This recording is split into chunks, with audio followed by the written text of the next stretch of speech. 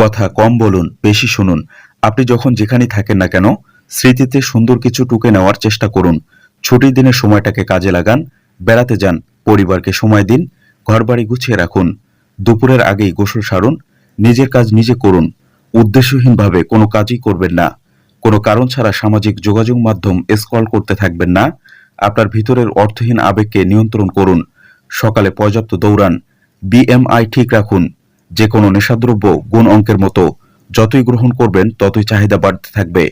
তাই সাবধান, নিজেকে কন্ট্রোল করুন। সর্বদা সৃষ্টিকর্তার শুকরিয়া আদায় করুন। আপনার যা কিছু আছে এগুলোর জন্য কৃতজ্ঞ হন। ছোট ছোট কারণে ধন্যবাদ জ্ঞাপন করুন। দিনে কিছুটা সময় রাখুন যখন কিছুই করবেন না। ভালোবাসায় বিশ্বাস রাখুন। আপনার যদি হৃদয় ভেঙে খান খান হয়ে যাওয়ার ইতিহাস থেকে থাকে, তবুও ভালোবাসুন। ভালোবাসায় কখনো বিশ্বাস হারাবেন না। মনে রাখবেন, প্রতিটা ভোর একটা নতুন জীবনের শুরু। দুশ্চিন্তাকে বিদায় করুন। এমন কিছু নিয়ে